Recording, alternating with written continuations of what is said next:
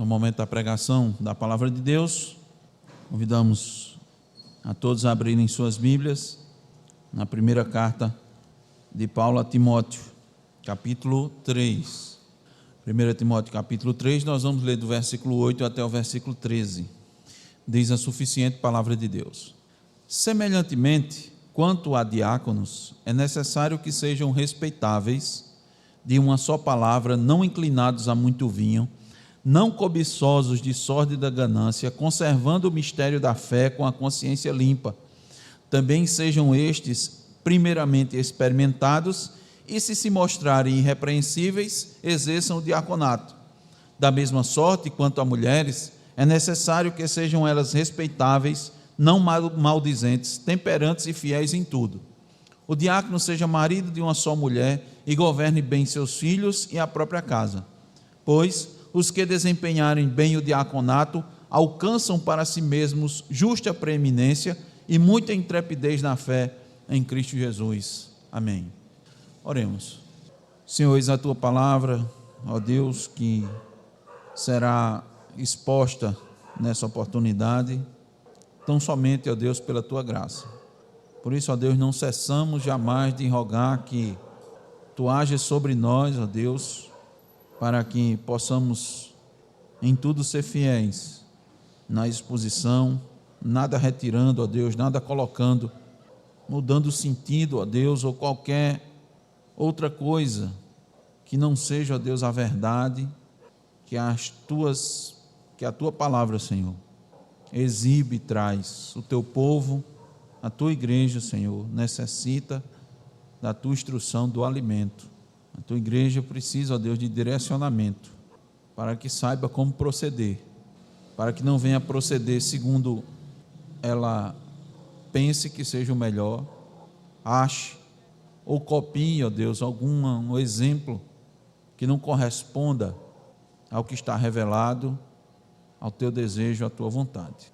Tu sabes, ó Deus, das nossas carências, tu sabes, ó Deus, que sem ti nada fazemos, ó Deus, e sem o teu Espírito nada fazemos de forma correta. Por isso nós te pedimos, ó Deus, com muita humildade, e nos colocamos, ó Deus, inteiramente na condução e na direção do teu Espírito. Glorifica, Senhor, o teu nome na exposição dessa palavra. Nós te pedimos no nome de Jesus. Amém. Irmãos, o título do sermão é Os Oficiais da Igreja. 2 pontos. As qualificações do diácono. Essa vai ser a primeira parte. Nós dividimos em 2 partes a exposição desse texto. Os oficiais da igreja, as qualificações do diácono, parte 1. Certa vez, um jovem estudante de medicina visitou um grande hospital pela primeira vez. E para ele era um momento muito significativo, porque desde criança ele desejava ser médico, ele aspirava a isso. Ele achava muito bonito, porque ele tinha em mente que eram os médicos que salvavam as vidas dos pacientes. Então ele, quando assistia aos filmes e que tinha alguma parte, eu dizia, a respeito aos médicos, ele prestava muita atenção, ele se concentrava, ele ficava observando cada detalhe dos procedimentos tomados, não é, pelos médicos, da escolha da medicação, do tratamento, e ele ficava vendo quanto conhecimento era necessário para exercer a medicina. E de fato, nessa primeira visita, ficou impressionado com a responsabilidade dos médicos. Toda decisão que tomavam poderia significar a cura da doença ou o agravamento dela, a vida ou a morte para o paciente. Mas, agora já como estudante de medicina, à medida que olhava o funcionamento do hospital, indo em vários setores, algo logo lhe saltou aos olhos. Nenhum médico trabalhava sozinho. Ao lado deles estavam os enfermeiros, profissionais que acompanhavam o paciente em tempo integral, aplicavam a medicação, monitoravam os sinais vitais, cuidavam das feridas e orientavam quanto ao tratamento.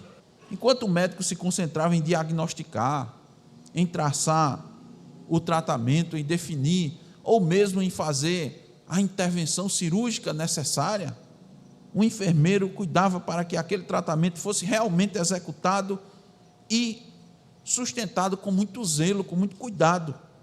Então, em certo momento, o estudante comentou com seu supervisor, ele estava sendo acompanhado: agora eu entendo, o médico não conseguiria cumprir seu papel se o enfermeiro não fizesse bem o dele. O médico não tem como fazer tudo sem comprometer o trabalho específico que lhe é destinado, para o qual ele se preparou tanto. Irmãos, na casa de Deus é assim também. O Senhor estabeleceu 2 ofícios, 2 ministérios. Ele designou 2 oficiais, o pastor e o diácono. O pastor é chamado para pregar a palavra, orar e presidir a igreja. Esse é o seu foco principal.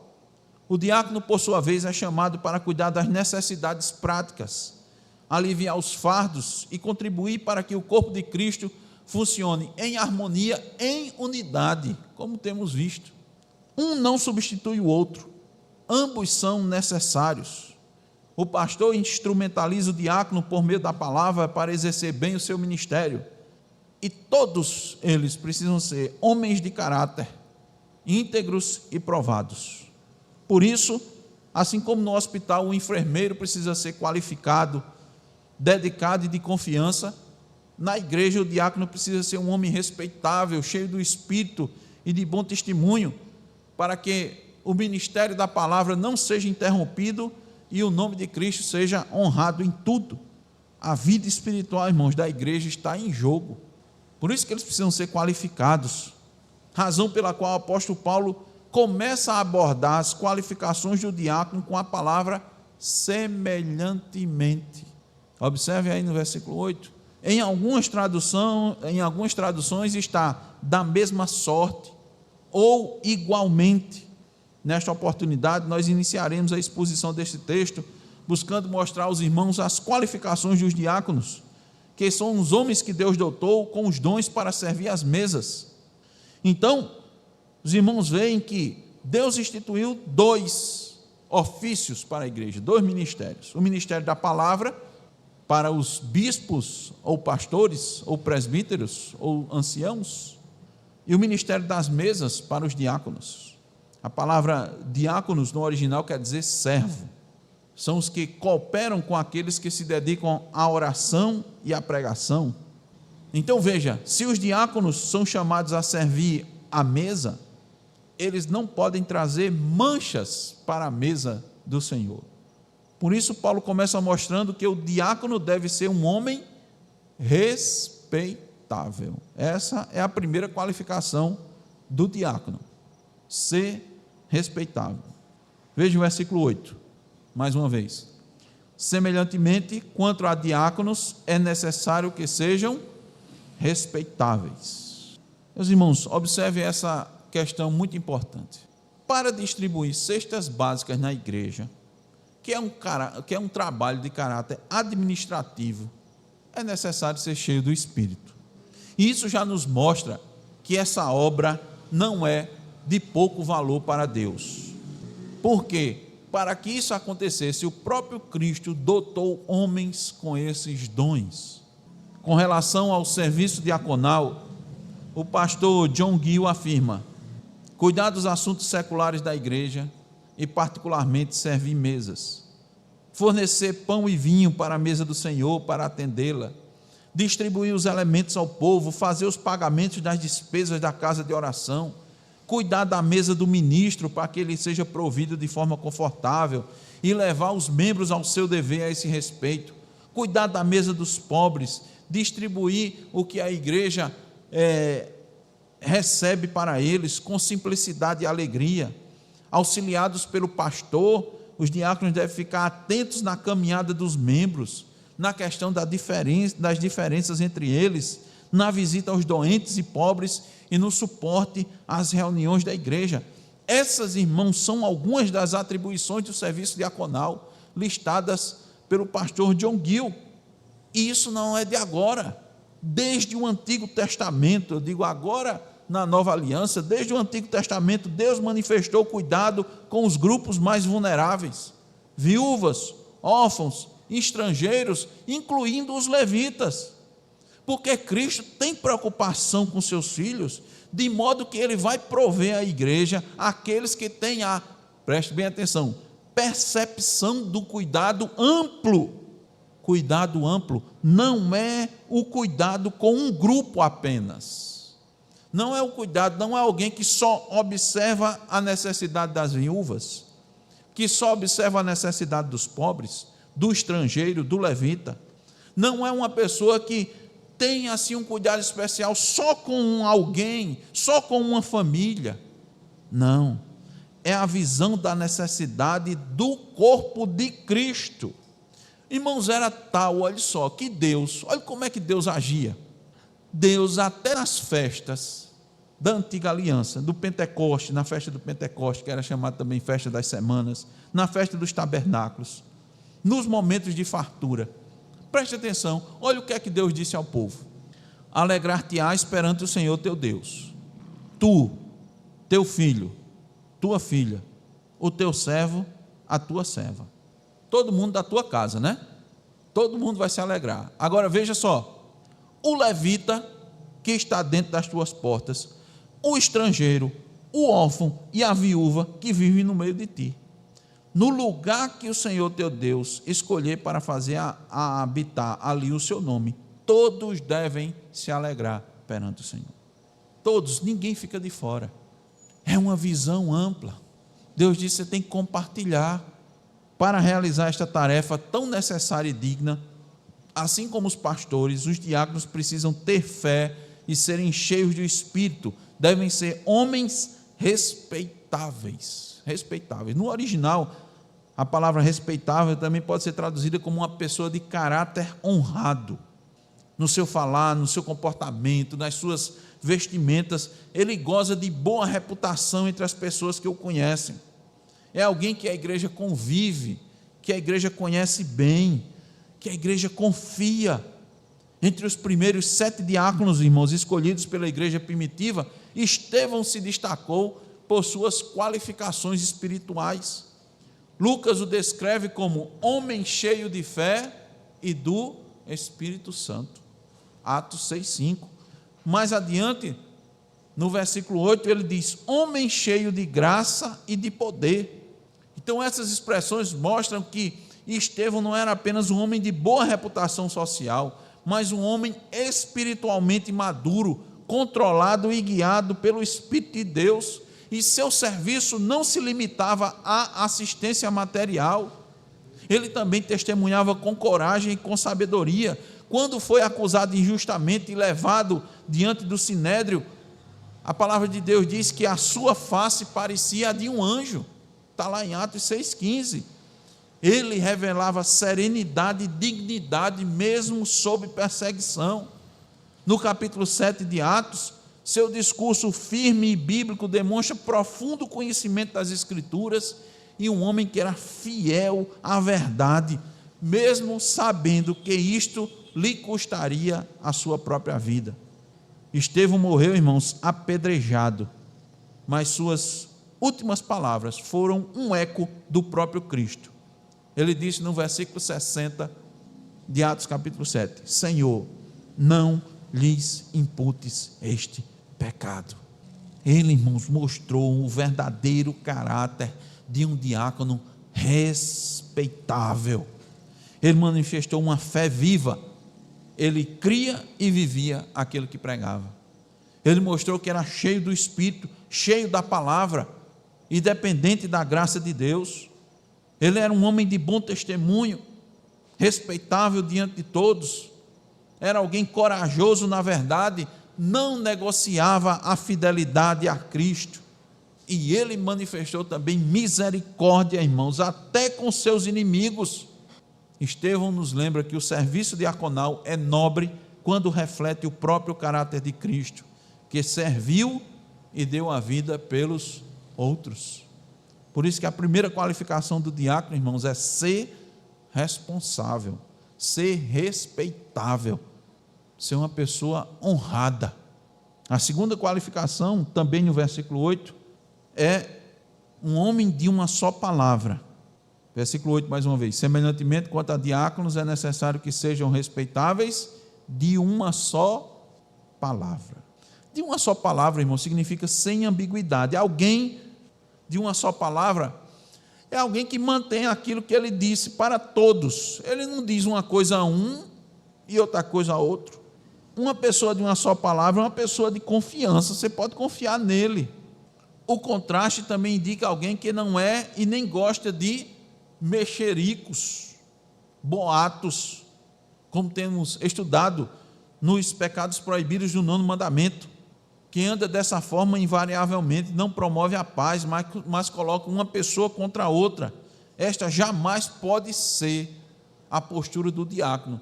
Alguém que tem esse costume jamais pode ser listado, nem pensado, para ocupar o cargo do diácono. Por quê, irmãos? Porque, acima de tudo, o diácono é um pacificador. Veja o exemplo de Estevão. Irmãos, Estevão não fez nenhuma oração imprecatória, não, naquele momento, quando estava morrendo. Ele perdoou os seus algozes. Ele se preocupou com a alma daquelas pessoas. Os irmãos lembram quem usou essa mesma expressão quando estava morrendo? Cristo. Isso é uma pessoa de confiança, irmãos. Isso é uma pessoa de palavra. Isso é uma pessoa cheia do Espírito. Está morrendo e pede a Deus que Deus perdoe aqueles que estão lhe matando de forma injusta. É muito comum, irmãos, o diácono, por ser um oficial, ser procurado para ouvir as queixas de um irmão contra o outro. Mas como ele é cheio do Espírito, que significa dizer cheio da palavra, ele vai proferir um parecer segundo a Escritura, orientando aquela pessoa a agir, aquele que está com queixa com outro irmão, a resolver sua pendência com ele. Um diácono jamais deve tomar para si a queixa do outro, como um procurador. Jamais ele deve buscar resolver a questão como se a demanda fosse sua, de forma alguma.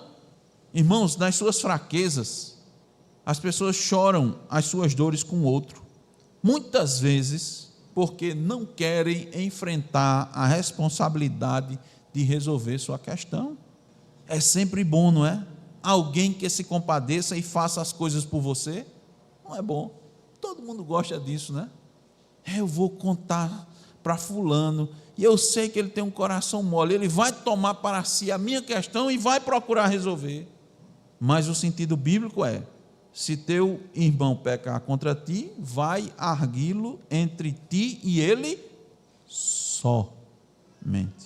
O diácono, irmãos, experimentado, ele sabe que é preciso que o amadurecimento aconteça na igreja. É preciso deixar que os outros irmãos amadureçam. Ele amadureceu, os outros precisam amadurecer, e Deus concede a cada um as oportunidades para tal. Privar o irmão de uma oportunidade de amadurecer é pecado. Uma criança precisa enfrentar seus desafios para crescer. Ela precisa sozinha tentar se levantar e andar. Uma criança precisa correr e cair, sentir a dor da queda. Os pais jamais devem dizer para a criança: corra não, meu filho, para você não cair. Não pode dizer um negócio desse. Corra, mas tenha cuidado para não cair. E se cair, levante. O correr faz parte do amadurecimento, do fortalecimento. Todos nós conhecemos, irmãos, a borboleta. Quando tem no casulo, ela tem que fazer força. O diácono, como alguém experimentado, precisa ter uma palavra firme, uma única palavra, para com todos os irmãos. Ele não pode querer agradar a uns com um tipo de palavra, às vezes mais amena, mais compreensiva, e ser mais austero com o outro, nas mesmas circunstâncias. Ele jamais deve dizer: eu converso e oriento o irmão fulano, mas com o irmão Beltrano eu tenho minhas reservas e eu nem toco no assunto. Isso é agir com ambiguidade. É preciso ser íntegro na comunicação com o nosso irmão. Isso significa dizer uma pessoa de uma só palavra. A palavra que ele diz a um, ele diz ao outro. A firmeza que ele fala com um, ele fala com o outro. Então, o diácono deve ser, primeiro, respeitável; segundo, de uma só palavra; Terceiro, não inclinado ao vinho, ou não inclinado a muito vinho. É a sequência do versículo 8. Semelhantemente, quanto a diáconos, é necessário que sejam respeitáveis, de uma só palavra, não inclinados a muito vinho. Esta qualificação, irmãos, é idêntica ao do bispo. Semelhantemente ao pastor, o diácono não pode ser alguém que se demora muito diante do seu copo de vinho, se porventura quiser beber algum. Se porventura. Diácono é alguém moderado, que domina suas vontades, é uma pessoa que não fica à mercê dos seus sentidos. A Escritura não proíbe o uso do vinho em si, está lá em Salmo 104:15, João 2, de 1 ao 11, mas condena a inclinação e o abuso, porque o problema não está no vinho, mas no coração dominado pelo vinho.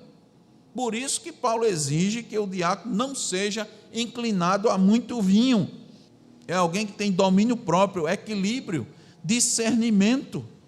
Veja, irmãos, alguns exemplos positivos na Escritura.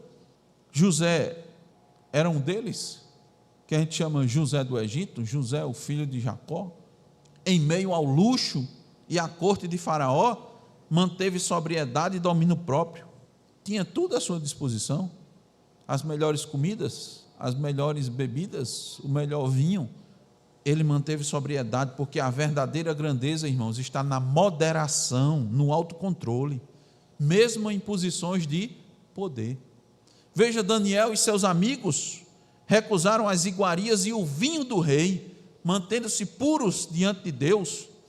Pessoa com sobriedade espiritual, que serve a Deus, tendo domínio sobre seus apetites. Nós ouvimos falar de João Batista.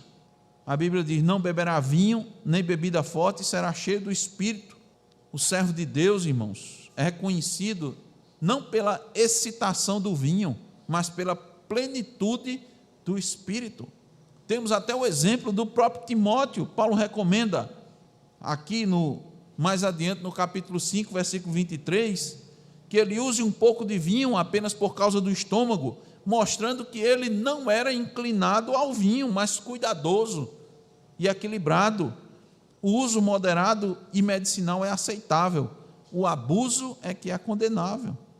Temos muitos exemplos bíblicos que mostram o perigo da bebida e que a exortação é mais do que pertinente, não apenas para os oficiais, como para todos os membros da igreja.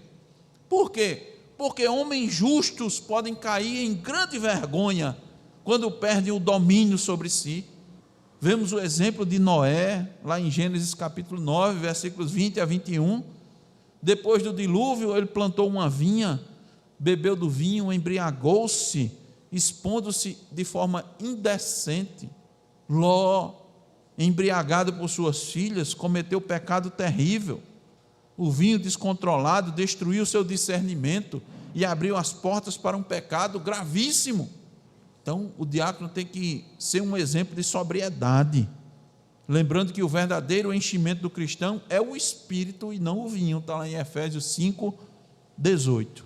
Então, a primeira qualificação do diácono é ser respeitável. A segunda, de uma só palavra. A terceira, não inclinado a muito vinho. A quarta, não cobiçoso de sórdida ganância.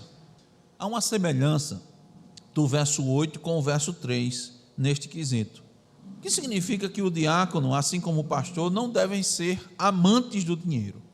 Mas há uma diferença importante que eu quero trazer para os irmãos. A palavra no versículo 3, dirigida aos pastores, é afilarguros, que quer dizer aquele que não ama o dinheiro, não avarento.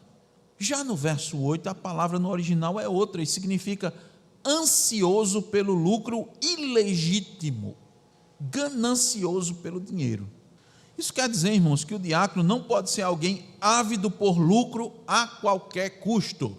O diácono não pode ser alguém que fica com o tema dinheiro, o assunto ganhar o dinheiro o tempo todo na cabeça. Em especial, alguém que transparece que está descontente com aquilo que tem e sempre buscando adquirir mais. Hendrickson o classifica como um homem de espírito mercenário, que se entrega totalmente à busca de riquezas. ele tem anseio em incrementar o seu patrimônio. Agora veja, sem se importar com os métodos. Normalmente, quem age assim tem patrimônio, tem recursos, tem algumas posses, não tem escassez, mas como sua mente e seu coração estão voltados à cobiça, é como se ele estivesse com muita carência de recursos. Então a igreja tem que observar, irmãos, as conversas do candidato ao diaconato, buscar ver se ele não tem essa inclinação, se quando ele fala de dinheiro não está preocupado com a forma de adquiri-lo. Observar se o seu trabalho tão dedicado e intenso não tem como objetivo principal, como objetivo primordial, encher os celeiros apenas. Sabe por quê? Porque é incompatível com o ministério diaconal alguém que vive descontente com o que tem. Preste bem atenção nisso.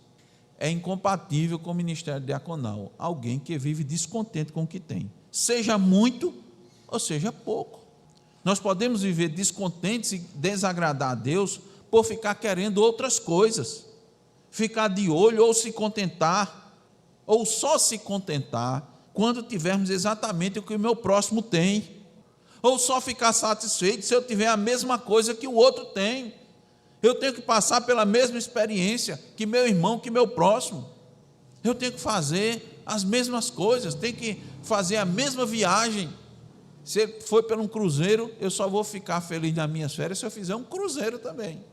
Se eu não conseguir, eu fico triste, cabisbaixo, murmurando aos poucos, fico compartilhando meus desejos, até conseguir aquilo que eu quero.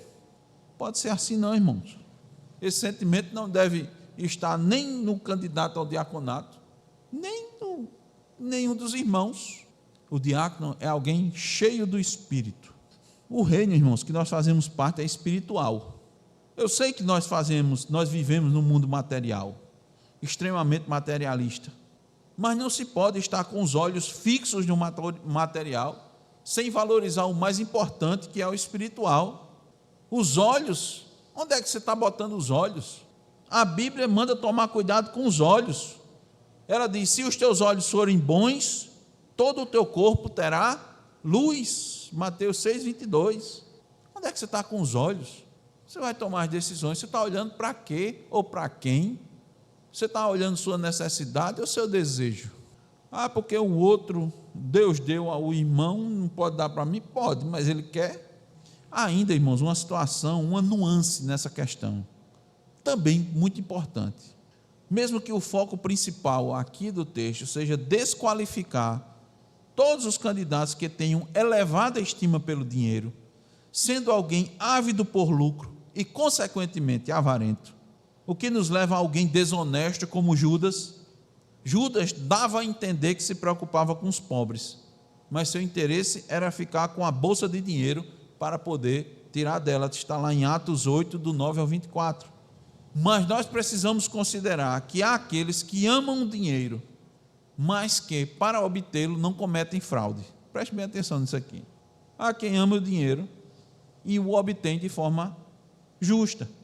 Há quem trabalhe, negocie, faça investimentos, mas o fruto do seu trabalho, o lucro que obtém, é apenas para seu deleite, para ter, para acumular, para usufruir pessoalmente. Ele faz isso dentro da lei, recolhe os impostos, paga os tributos, mas seu objetivo não é a glória de Deus. Ele trabalha para si como um ímpio também o faz. Particularmente, irmãos, eu conheço alguém que no seu estabelecimento nada entra sem nota fiscal. Ele tem um comércio, nada entra sem nota fiscal. Sua contabilidade é impecável. Os fiscais da fazenda em nada podem acusá-lo de sonegação. Mas ele não trabalha em primeiro lugar para o Senhor. Ele não busca o lucro para glorificar a Deus. Ele ajuda parentes, ele ajuda o necessitado, mas ele não está a serviço do reino de Deus. Ele tem as rédeas do seu próprio negócio, dos seus dividendos, mas faz deles o que acha melhor, não consulta a Deus. Há muito crente, irmãos, que está seguindo nesse caminho. É triste, não devemos jamais fazer assim. Citando ainda o pastor John Gill, uma pessoa de sórdida ganância no cargo de diácono iria reter dos pobres o que lhes é devido e faria uso do dinheiro para seu próprio benefício. Atos 6 nos diz o seguinte, vamos segurar aí, irmãos, 1 Timóteo, vamos abrir nossas Bíblias em Atos capítulo 6. Atos 6 é o contexto em que o ministério diaconal foi instituído, ele surgiu. A partir do versículo 3, versículos 3 e 4 diz assim: mas irmãos, escolhei dentre vós 7 homens de boa reputação, cheios do Espírito e de sabedoria, aos quais encarregaremos deste serviço.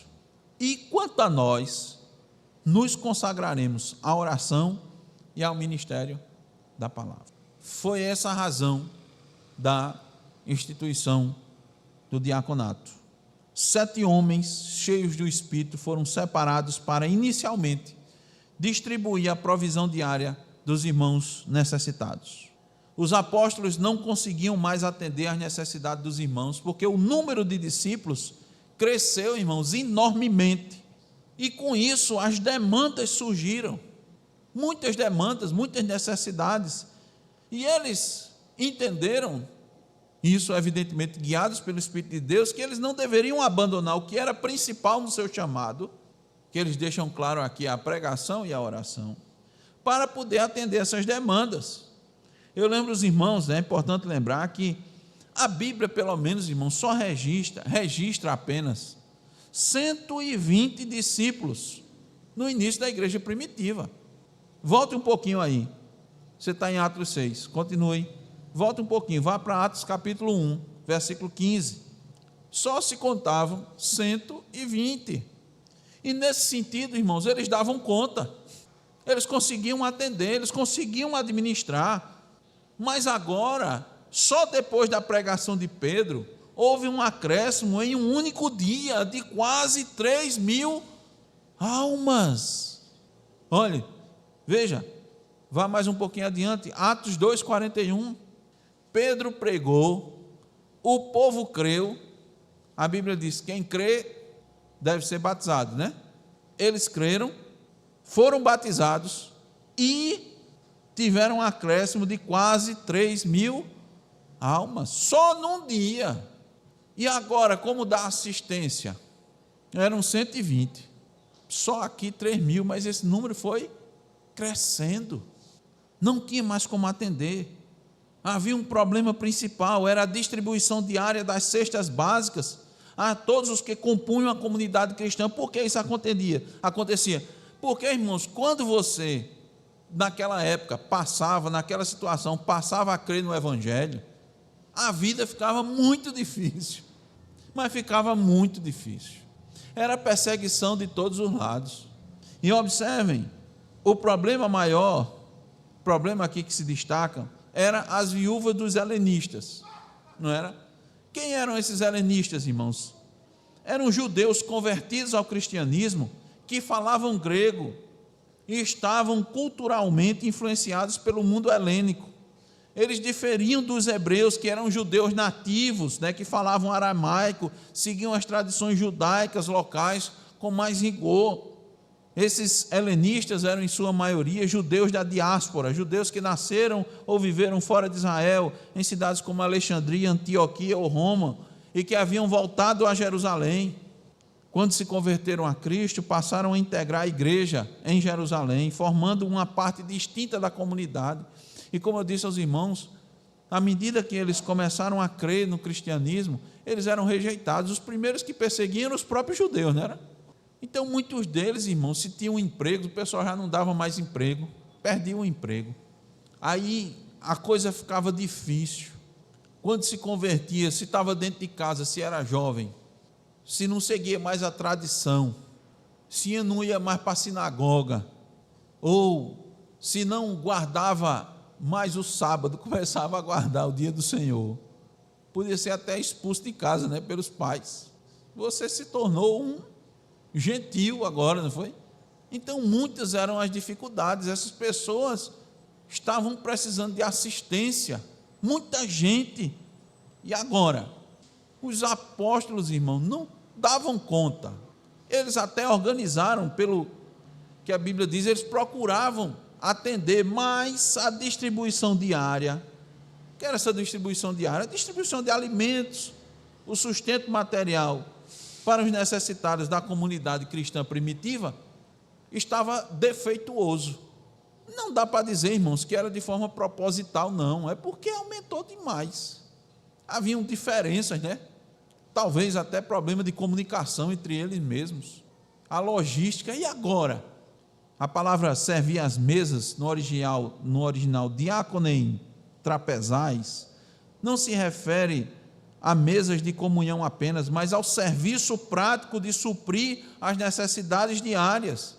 Claro que, especialmente a alimentação, mas tinha outras coisas que esses irmãos precisavam. E alguns estavam sendo assistidos e outros não. Então os diáconos, irmãos, são levantados para garantir justiça, ordem, cuidado nas questões materiais da igreja, permitindo assim que os apóstolos, naquela época, e nos dias de hoje, os pastores se dediquem integralmente à pregação e à oração. Foi por isso que eles foram instituídos. Nos nossos dias, observando o claro princípio dessa instituição dos diáconos, vemos que o cuidado com os mais necessitados vai muito além da distribuição de cestas básicas.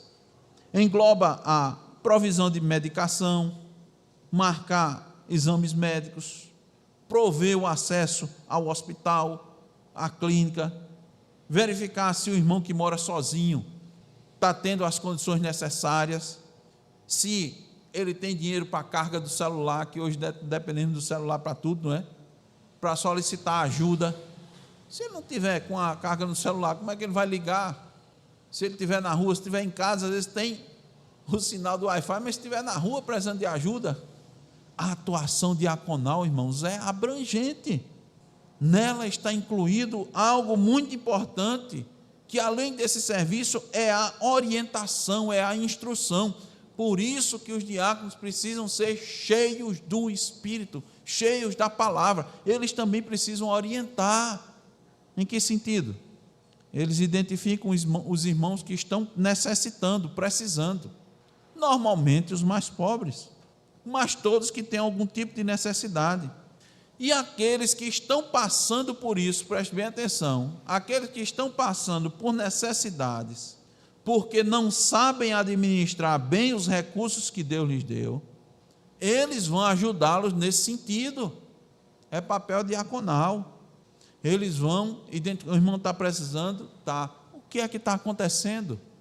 Aí eles identificam, ele não está sabendo lidar com essa situação. Eles vão tomar conhecimento da vida financeira desses irmãos, vai orientar esses irmãos, vai dar a eles a orientação, a noção do que é prioritário, vai identificar gastos excessivos que precisam ser cortados imediatamente, das dívidas que precisam ser sanadas. Eles ajudam a organizar a vida financeira desses irmãos. Isso é papel diaconal, isso é uma necessidade. Eles vão promover cursos de capacitação para aprimorar os dons e os talentos dos irmãos. Eles vão identificar isso. Por isso que tem que ter uma visão ampla, irmãos. Papel da diaconia. Eles vão verificar. Aquela família, os irmãos estão adoecendo, mas estão gastando muito com medicamento, não é? Com tratamento. Por que é que elas estão adoecendo tanto? Ele vai verificar, ele vai fazer o levantamento. Quem sabe até promover palestras com profissionais de saúde, para que todos possam cuidar melhor da sua saúde e não adoecerem com facilidade.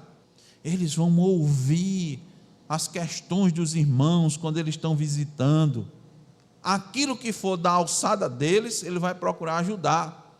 Aquilo que não for da alçada deles, ele vai repassar para o pastor, para que o pastor cuide. Ele diz, olha, essa parte aqui não é mais comigo, isso aqui não diz respeito ao ministério diaconal. Eles não vão além das suas atribuições. Tudo isso, irmãos, é um trabalho da diaconia. Deus capacitou homens para exercer esse ministério. Ministério belo, irmãos, necessário, maravilhoso. Para quê? Lembra os irmãos de Efésios 4? O que está exposto em Efésios 4? Para edificação da igreja. Por que é que você recebeu um dom?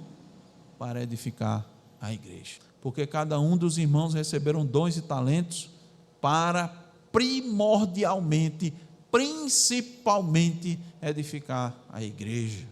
Nosso reino é espiritual. Nós vivemos aqui na terra. Nós recebemos de Deus esses dons e esses talentos para vivermos aqui na terra, para poder sobrevivermos. Mas o nosso destino final é a Canaã celestial. Esse é o principal. Por isso que Cristo disse: buscai, pois, em primeiro lugar o reino de Deus e a sua justiça, e as demais coisas vos serão acrescentadas. Então Deus capacitou, irmãos, homens para exercer este ministério, para que a igreja seja edificada, para que a igreja cresça forte, instruída, para que uns cuidem dos outros. Vou repetir de novo, irmãos, 7 homens escolhidos, dava conta sozinho para cuidar de 3.000 almas? Dá não. E aí, pastor, o que foi que aconteceu? Esses homens, irmãos, eram os homens que coordenavam. Eles faziam, mas coordenavam. Coordenavam quem? Todos os demais, para ajudarem uns aos outros. É impossível 7 homens dar conta de 3.000 almas, de atender todas as necessidades, de saber de tudo. Mas Deus não capacitou só eles, não foi? Deus capacitou todos, com dons, com talentos. Porque a igreja do Deus vivo, que é coluna e baluarte da verdade, ela necessita de todos cooperando, e necessita do ministério dos diáconos, para a glória do seu nome. Que assim seja, irmãos, na nossa igreja. Amém. Amém. Vamos orar. Senhor nosso Deus, grande é a obra, ó Deus. Muitas coisas precisam ser feitas e realizadas na tua igreja, no mundo. Há muito trabalho, há muita tarefa, ó Deus, a fazer. Desperta-nos, ó Senhor, para realizar. Dá-nos, ó Deus, a visão espiritual adequada. É certo, ó Deus, que muitas vezes são as nossas limitações mesmo que nos privam, ó Deus, de fazer aquilo que mais te agrada. E as nossas fraquezas, ó Deus, nos impedem de fazer muito mais do que poderíamos fazer. Nós nos voltamos, ó Deus, e fazemos muitos planos para nós, para a nossa vida, para a nossa família, mas nem sempre, ó Deus, estamos olhando para as necessidades da igreja, do corpo de Cristo. Dá-nos, ó Deus, essa disposição, essa visão. Ajuda-nos, ó Deus, a usar aquilo que o Senhor nos dá, porque vimos, ó Deus, que tu dás, teu filho dá. Ninguém pode dizer que não tem nada, que não recebeu nada. Dá que possamos, ó Deus, usar para a glória do teu nome somente. Nós te pedimos no nome de Jesus. Amém. Encerramos.